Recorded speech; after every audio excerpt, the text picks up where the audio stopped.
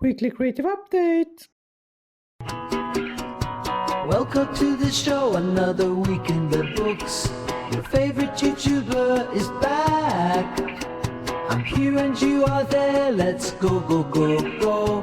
Carl makes Sundays great again. Hello, and welcome to the show. Welcome to the weekly creative update.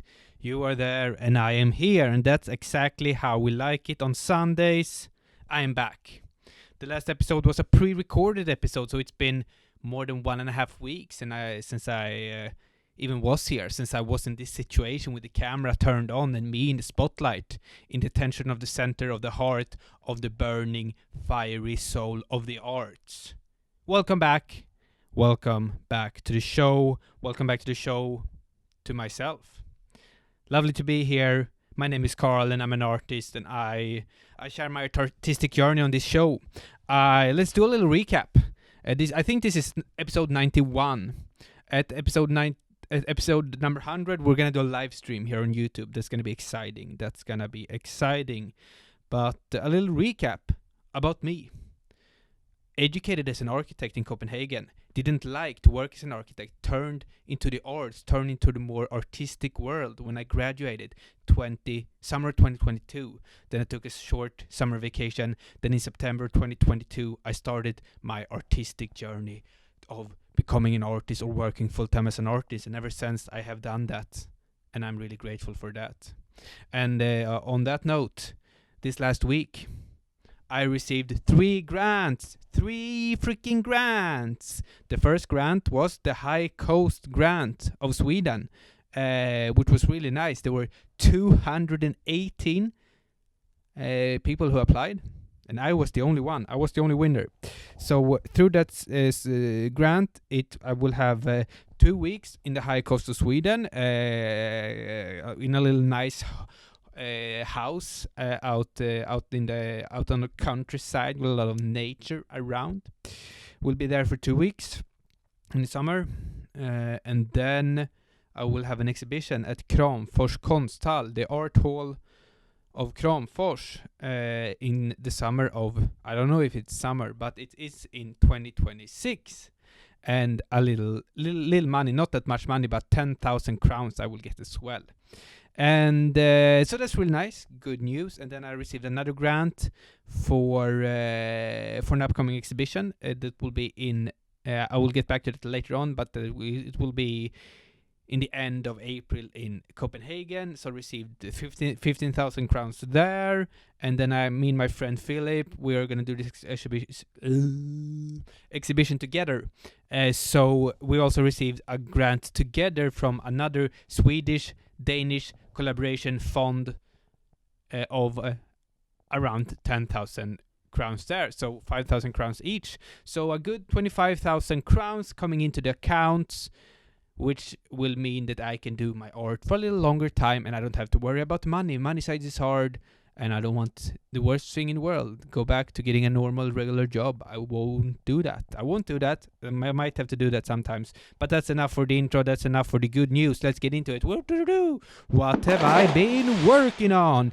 Yeah, what have I been working on since the last time we spoke? I have had a vernissage at the Krumhaven in Stockholm. That's why I pre-recorded the last episode. Went up there, showed my tablet.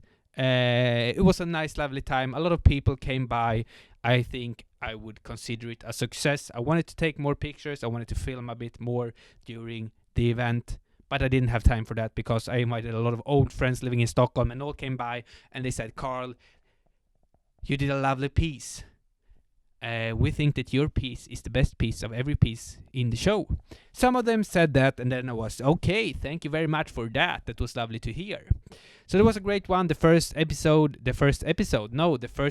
that I've had in Stockholm, because people have been telling me, my mentor, my wood mentor in the workshop, I know you see this sometimes. Shout out to you, Thomas. Thomas told me that you need to exhibit more in Stockholm. You need to show more work in Stockholm, because in order to do that, you will be able to get more grants, because a lot of people sitting in the grant committees, they are in Stockholm. So I have done that, so that's great.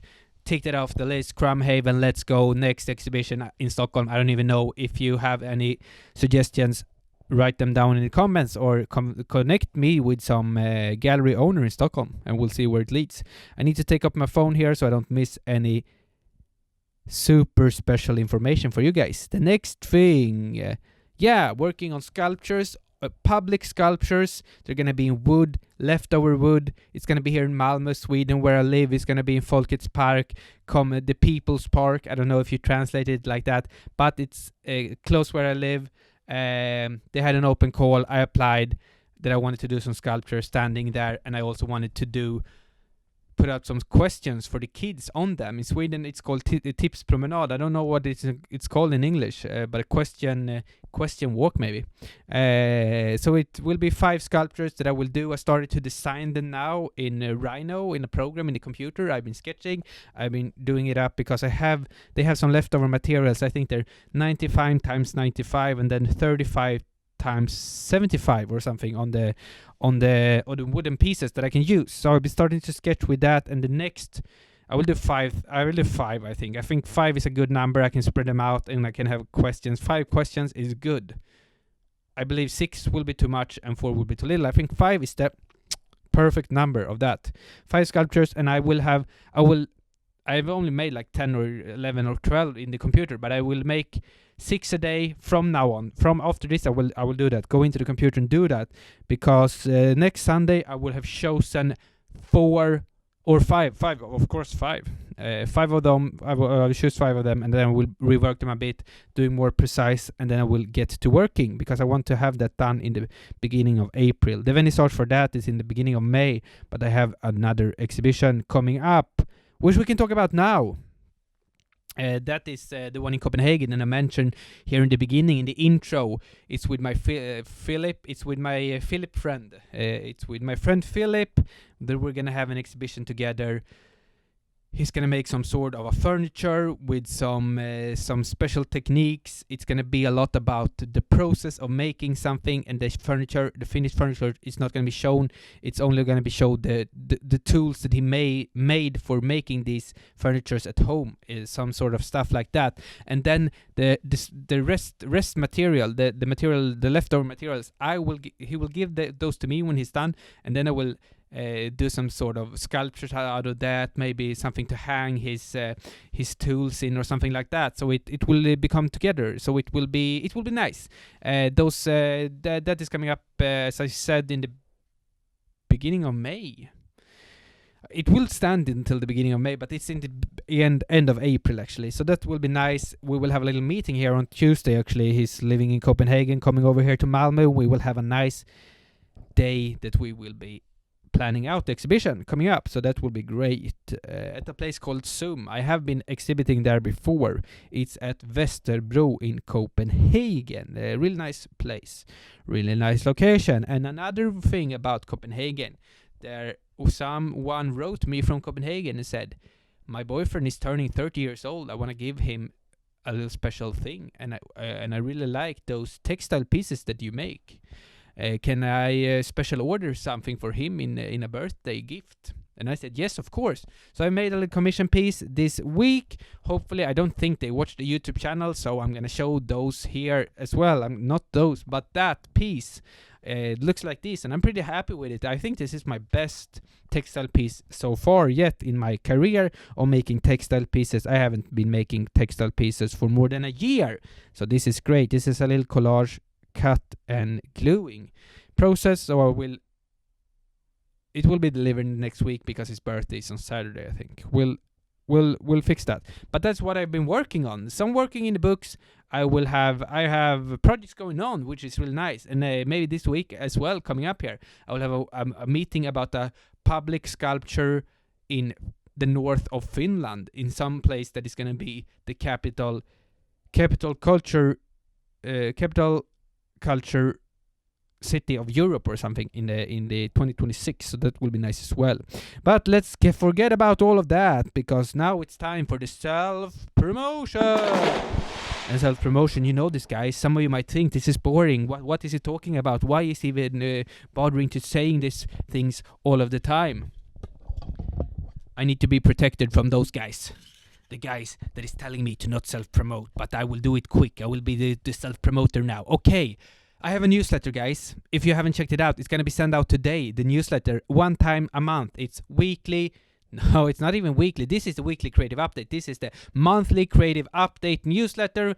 Check it out. There's a lot of good stuff. I share a lot of fun things. I'm practicing my writing. It's sort of like this, but in shorter form. But it's also another version because it's things that I don't say here that I say there. So go check that out. If you like this show, you will like that. And if you don't like this show, you will probably like that. So it's good for everyone. Go in there, check the newsletter out. It's amazing things coming up. And I do a giveaway every newsletter with a little art piece that I sent out. Sending out. The next thing is creative call. This is important. I have made a course. I have made a call course. I don't even know what to say. Creative call with Carl and Company. It's a little thing where we get together, like-minded people, creative people, artists, everyone that likes to do stuff. We get together and we talk.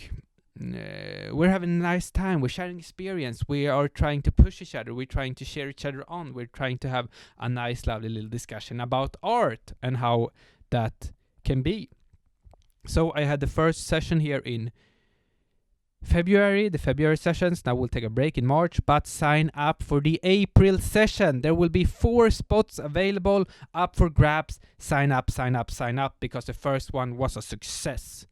The first one was great. Everyone loved it. Everyone thought it was amazing. So, but now forget about the self-promotion because we're moving on. We're moving on to the weekly question. What is the weekly question this week? This is the weekly question. This is let's take off these protective glasses because I don't have them. Have to have them on now. This is from With My Mav. Okay, let's see. What is the cost of doing gallery work? What is the cost of doing gallery work? I don't really understand that question. You can interpret that in many ways, but the cost of doing gallery work, if you're gonna exhibit at the gallery, you don't have to pay. I don't think that's the question, but I will start answering that way. You get paid in Sweden, at least if you're exhibiting in galleries. I've only maybe done that twice here, but then you get something that is called like gallery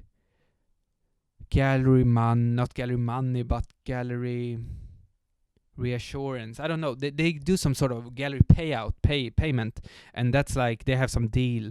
You get like 7,000 crowns, which is $700 euros. So it's not that much. You don't get paid that much, but then of course you will get paid if you sell stuff. But then they maybe take like 30 or 40% of what you sell. So you don't really get paid a lot to exhibit at galleries. Maybe there's different to everyone, but I think the smaller galleries that I've been doing, that they're in this they have some sort of deal with I don't know, with some art institution. I don't know, kind of thing. I'm not really sure, so don't take me on my words. But you get like 7,000 crowns. That's the deal. The I think it's called MU avtal or something. I don't know what that stands for really, but that's what you can get paid. But the cost of doing gallery work is that you can get exposure. You can get exposure of your work, which is great. Because the more eyes you have on your work, especially in the beginning of your career, the more opportunities you will have, and that is really amazing. So I think the cost of doing gallery work is that it doesn't cost any money. You get money and you get exposure. So I think it's really nice. And I always find it nice to have something to work against, to have a deadline, to know I'm going to have this gallery show now, then I have to work towards that. So the cost of doing gallery work is maybe only positive in my way, but maybe there's some negative way. Maybe there are some commercials galleries that aren't that highly considering the art world, and then you maybe some people will say, oh, you're a sellout because you exhibited at that gallery or something like that. But I don't think that, because you still can do your work. You can do your work and you have a purpose, you have a deadline, you have something to work against, and you have somewhere to show your work. So I think it's positive. It's a positive way of the cost of the gallery. What does gallery work cost? So maybe that was an answer in some sort of way. Thank you for the question. Let's move on to the wise words. Okay. Let's see what the wise words can be today. This is something that I've been talking about a lot, but I think it's important, and especially for me now when I haven't been here in the studio for a long time. Continue to play,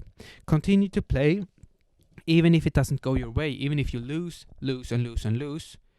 You can never, ever stop to play, because if you stop to play, you will for 100% guarantee know that it's not going to work out. It's not going to happen. Your art career is not going to happen. Your artwork are not going to happen, because if you stop to play, then you are 100% sure that everything will not go according to what you once set out to achieve.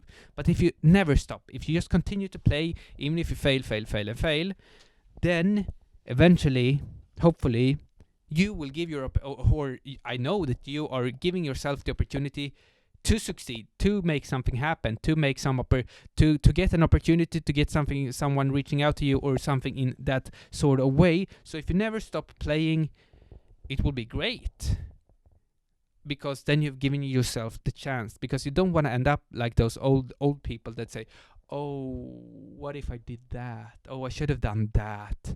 Or why didn't I pursue my art career? Why didn't I pursue my football career or something like that?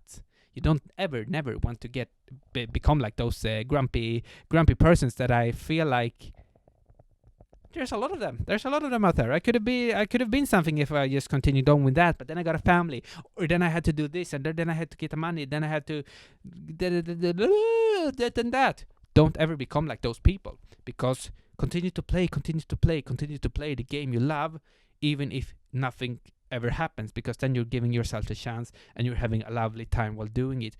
Don't ever stop enjoying what you're doing.